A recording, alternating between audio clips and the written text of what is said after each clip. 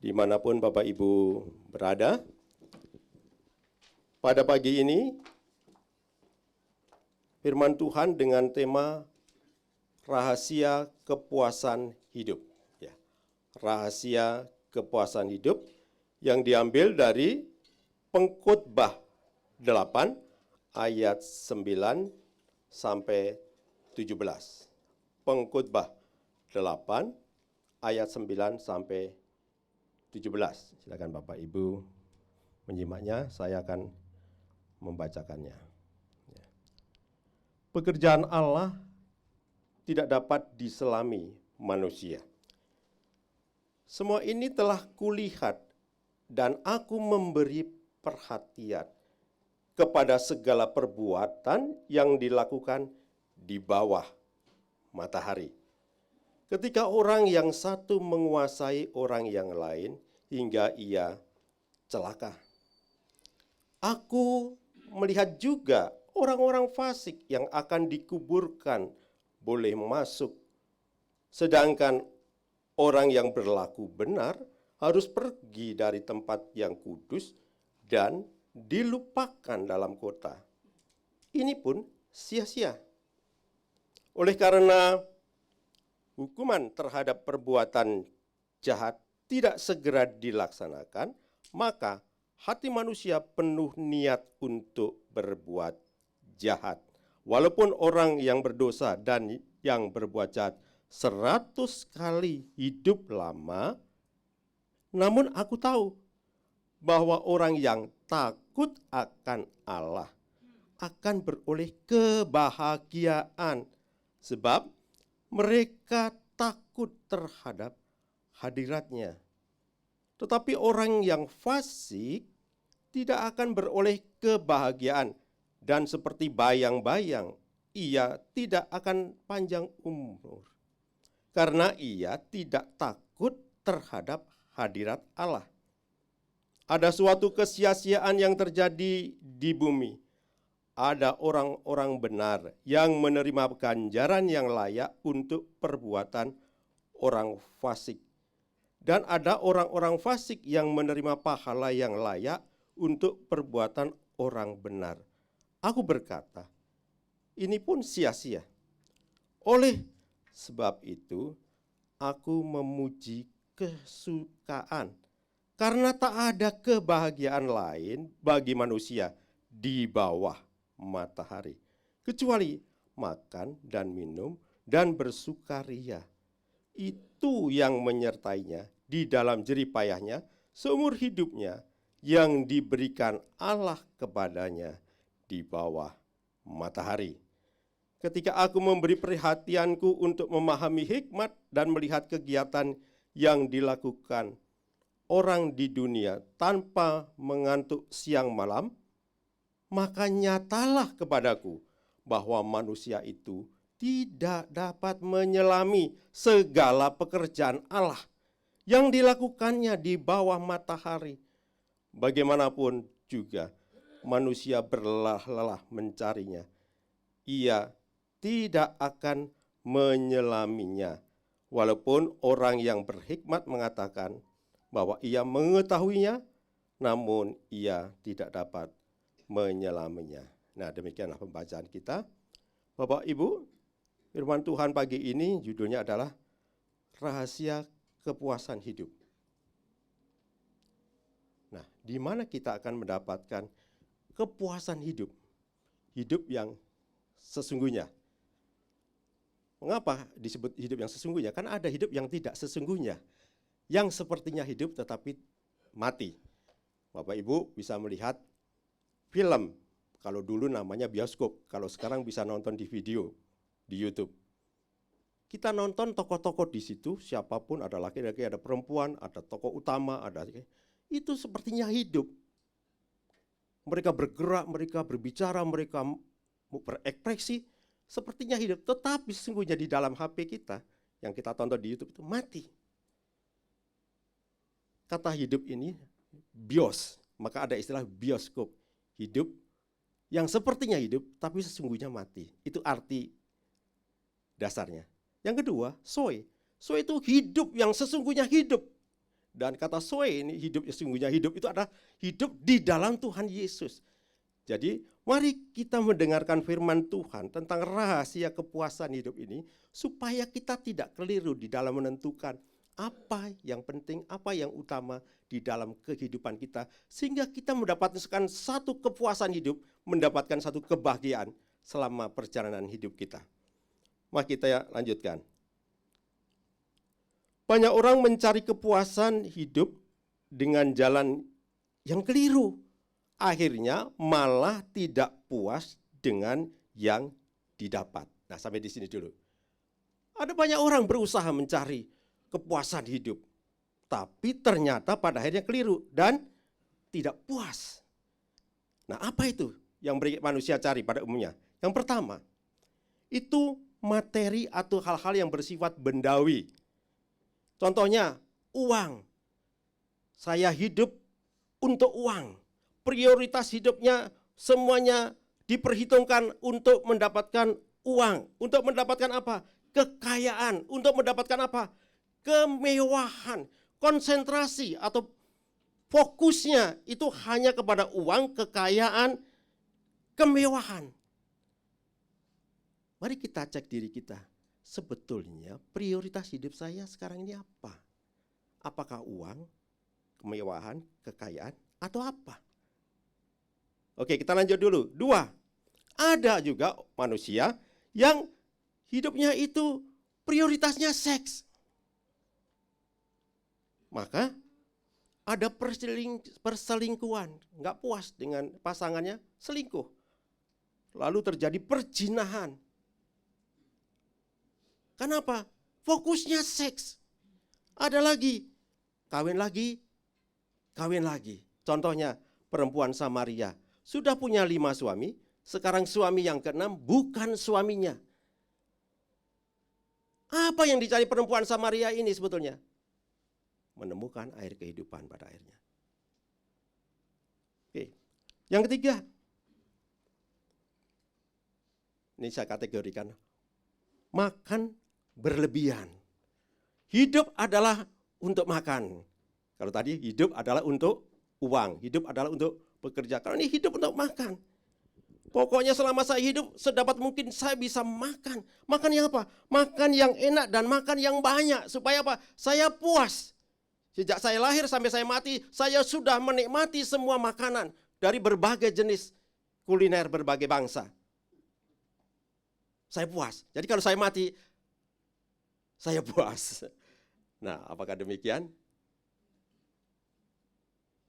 Justru sebentar kita akan lihat. Ada juga yang keempat, orang yang fokusnya kepada ketenaran, kepopuleran. Pengen menjadi idola, dipuji-puji, disanjung-sanjung, diakui, dihormati, dikenal di berbagai negara. Dikenal di YouTube, dikenal di TikTok, dikenal di Twitter, apalagi di Facebook, di Instagram. Wah, banyak sekali yang menjadi follower. Wah, sekarang kan orang berlomba-lomba pengen banyak yang jadi follower, ya kan? Terkenal. Nah, pengen jadi idola. Ada lagi ternyata orang yang mengejar jabatan, orang yang mengejar kedudukan, orang yang mengejar kekuasaan.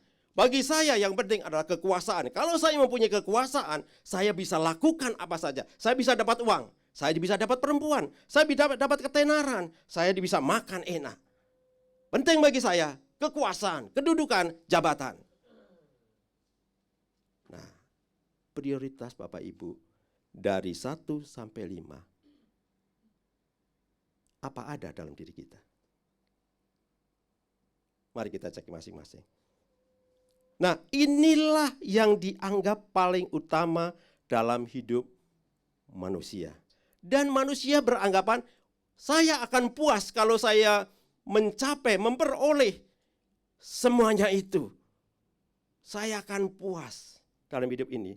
Tetapi yang tidak diketahui oleh manusia, justru seandainya semua hal, 5 hal ini, materi, seks, makan berlebihan, ketenaran, jabatan, semuanya didapatkan justru justru hal itu menyebabkan keterikatan.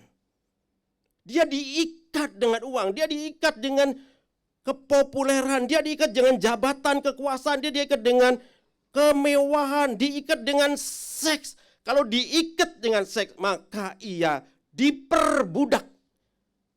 Yang namanya diperbudak itu tidak enak.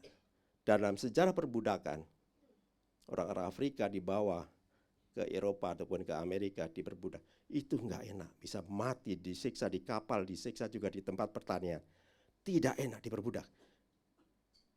Dan kita mengatakan orang yang berbuat dosa diperbudak oleh dosa dan perlu dimerdekakan. Kemerdekaannya adalah di dalam Tuhan Yesus. Bapak Ibu, kalau kita memprioritaskan atau memfokuskan kelima hal ini dalam hidup kita, hati-hati, kita ini diperbudak oleh semuanya itu. Kalau kita diperbudak, maka kita keliru tadi kalimat yang di depan. Kita tertipu. Ternyata setelah kita mendapatkan semuanya, kita hampa, kita kosong, kita tidak puas.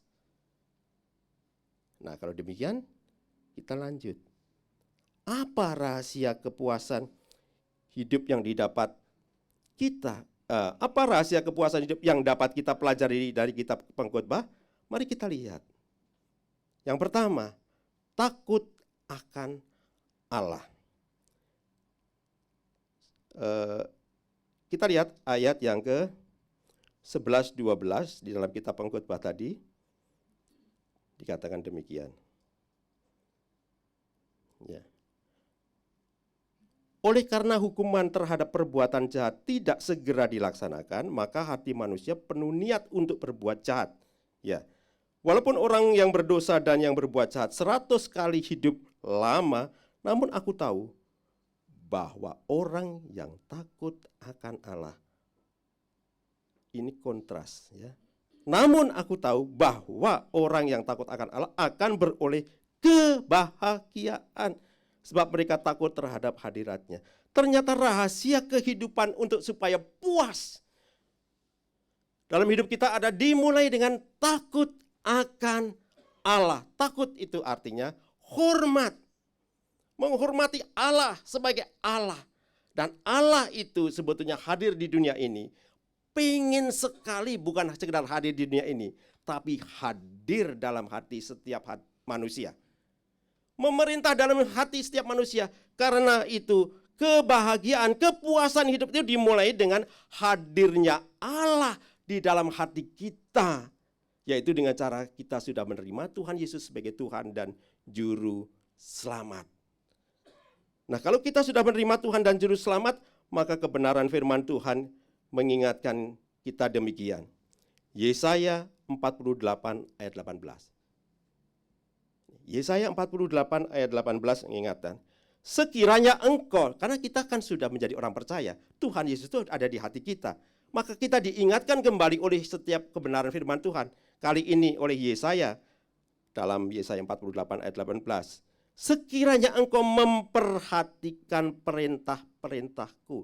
Takut akan Allah itu diekspresikan, diwujud nyatakan, dipraktekkan, dilaksanakan dengan cara apa? Memperhatikan perintah-perintah Allah atau perintah Tuhan. Maka damai sejahteramu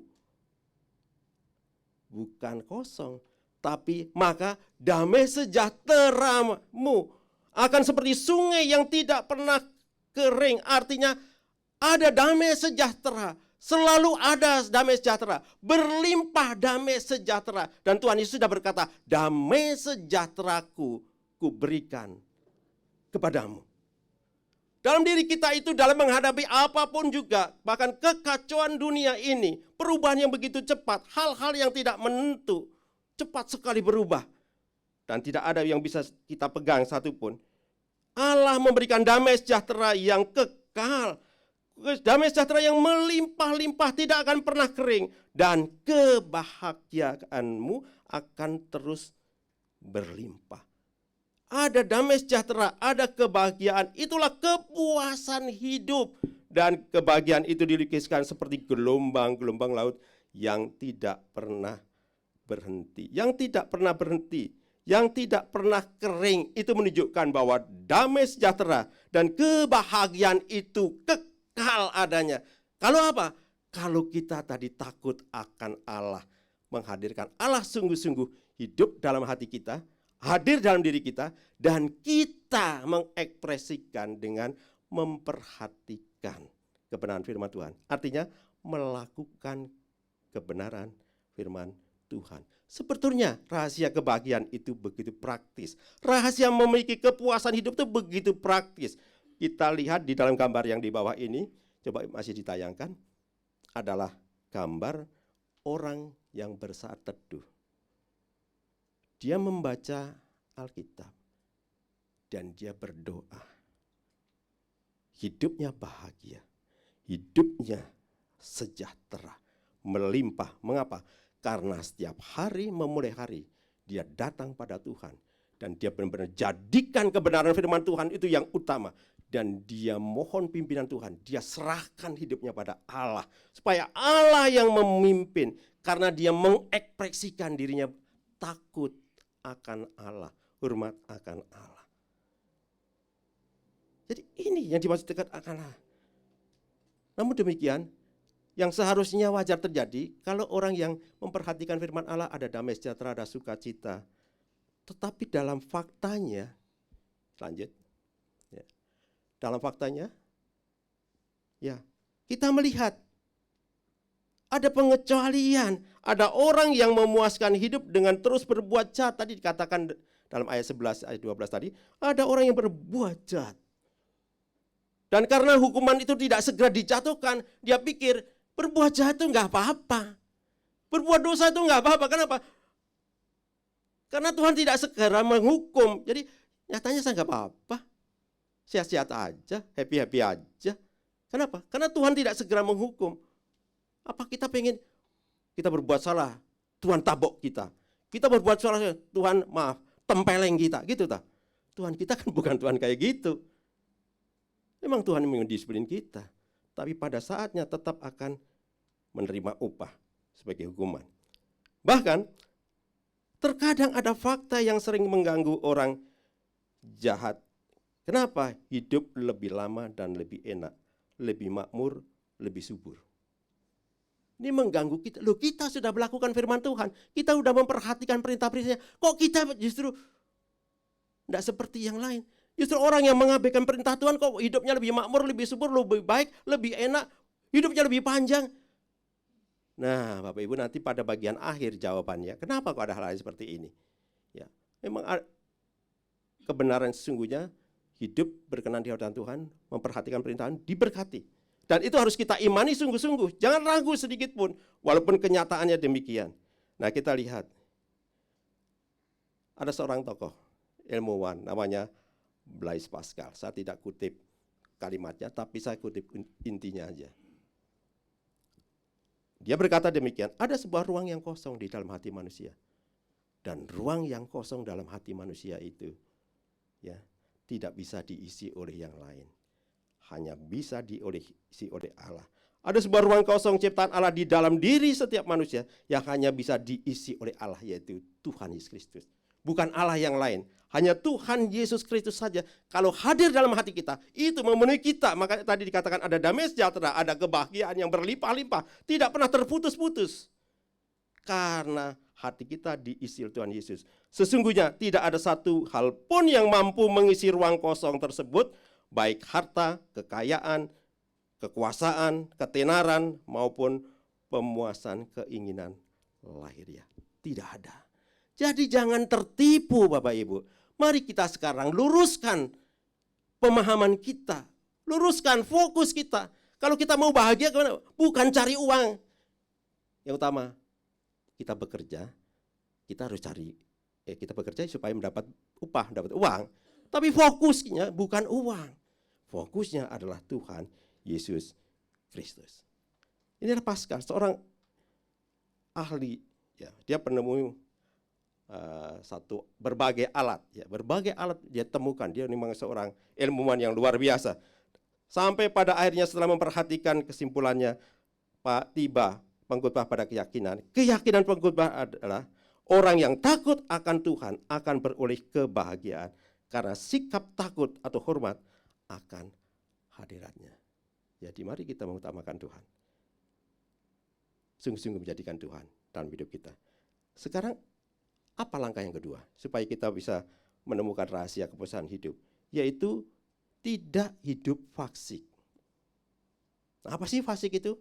Fasik itu dalam Kamus Besar Bahasa Indonesia tidak peduli terhadap perintah Tuhan.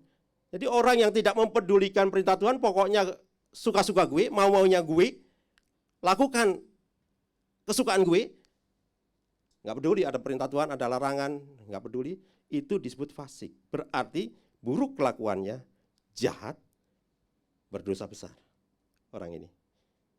Tapi ada pengertian yang kedua.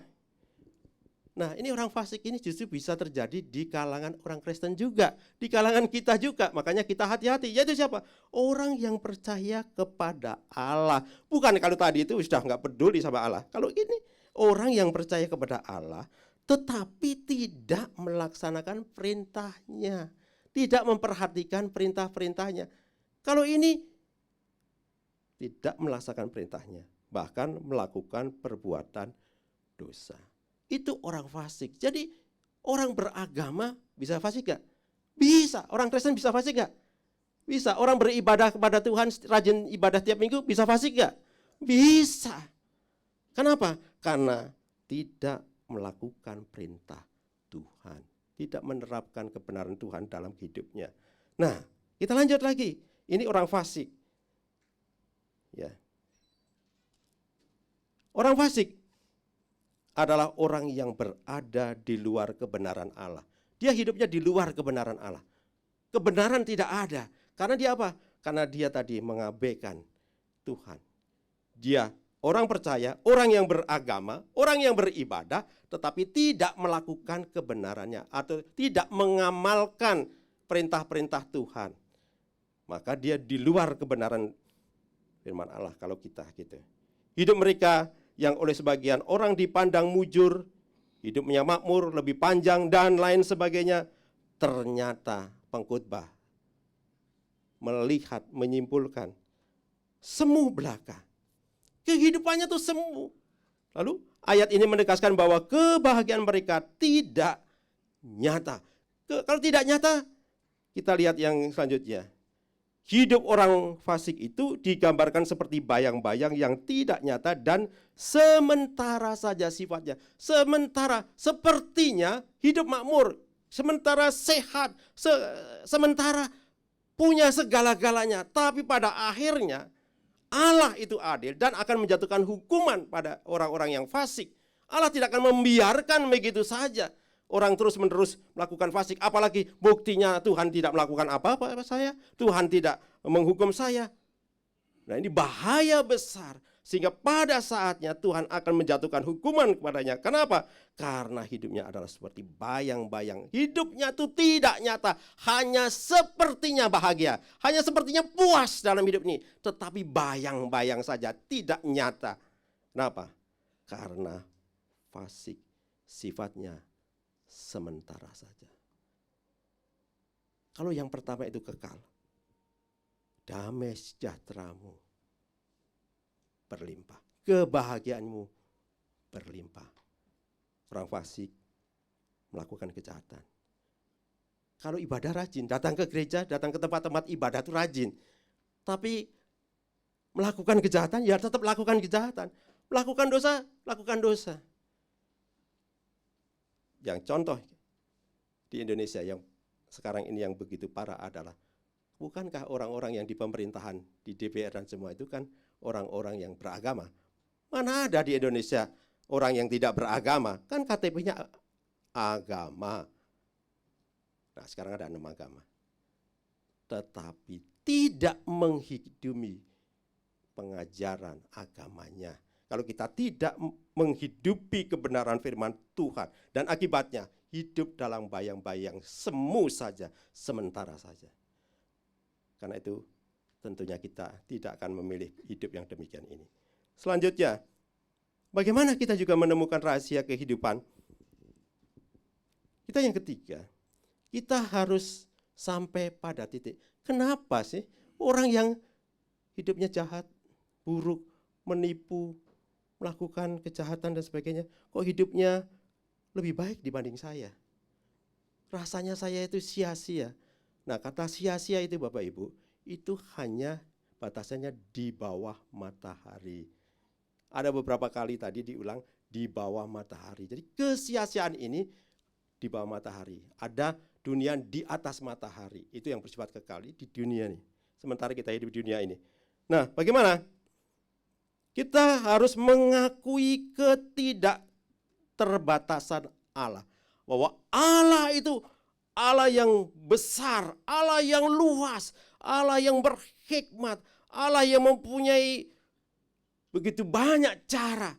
Kita tidak bisa memahami Allah. Allah itu begitu luar biasa. Namanya juga Allah Maha Kuasa. Allah Maha Tahu. Pengetahuannya itu tak terselami oleh kita. Bagaimanapun manusia berusaha memahami Allah dan pekerjaannya, sesungguhnya Allah itu tak terbatas, intinya itu. Tak terbatas. Kalau kita melihat kok lebih beruntung ya dia ya. Pada dia jahat. Kita tidak bisa memahami semuanya itu. Namun walaupun kita tidak bisa memahami semuanya itu, kita sudah diingatkan memperhatikan perintah-perintahku. Itu menjadi kunci buat kita. Sesungguhnya Allah itu tak terbatas, tak bisa dipahami sepenuhnya oleh manusia yang terbatas. Kita terbatas, otak kita itu kecil, terbatas sekali memahami semuanya. Sekarang saja saya ngapalin beberapa kata-kata, 10 kata gitu saja ngapalin, itu enggak apal-apal loh ya. Jadi harus pakai metode bagaimana supaya 10 kata ini hafal diurut dari 1 sampai 10. Kadang-kadang diurut, dipilih saja. Abjad pertama apa? Gitu. Abjad pertama 33. Pokoknya A, J, K. Umpamanya gitu ya. Lalu yang kedua apa? Ini. Nah, itu bisa. Tapi terbatas. Walaupun anak-anak sekarang itu pinter-pinter, tapi sebetulnya otak kita terbatas. Bagaimanapun usaha itu disertai dengan berlelah, dengan usaha sungguh-sungguh, dengan belajar, tetap saja Allah itu tak terbatas. Pekerjaan Allah tidak akan dapat diselami. Jadi kalau kita tidak bisa memahami Allah, maka kita perlu menyadari keterbatasan kita. Tuhan, saya nggak tahu tuh kenapa begitu Tuhan. Jujur saja ngomong sama Tuhan, saya nggak ngerti Tuhan, tapi saya tahu satu hal, Engkau mengendaki aku memperhatikan perintah-perintahmu. Dan itu yang kita ketahui, itu yang kita lakukan dalam hidup kita. Kalau kita melakukan ini, maka kebahagiaanmu. Saya ingin membaca kembali di dalam Yesaya 48 tadi, ayat 18. Sekiranya engkau memperhatikan perintah-perintahku, sebetulnya ada banyak ayat, saya pilih satu ayat saja ini, maka damai sejahteramu akan seperti sungai yang tidak pernah kering, dan kebahagiaanmu akan terus berlimpah seperti gelombang-gelombang laut yang tidak pernah berhenti. Inilah yang kekal. Inilah yang sanggup memuaskan kekosongan hati kita. Ini yang menggantikan rasa gusar, rasa gelisah, rasa gundah, rasa bingung, rasa apapun juga. Digantikan dengan Tuhan, aku akan memperhatikan perintah-perintahmu. Dan aku yakin aku akan memiliki damai sejahtera yang tak pernah kering dan memiliki kebahagiaan, memiliki kepuasan hidup yang berlimpah, sekalipun hidup sederhana, hidup tidak seperti yang lain, tetapi melalui berkat-berkat yang Tuhan berikan pada diri saya bisa sejahtera, saya bisa bahagia. Karena itu kita belajar, pastikan apa yang kita makan bukan hasil pencurian. Pastikan yang kita makan bukan hasil otak-atik otak kita melakukan kecurangan.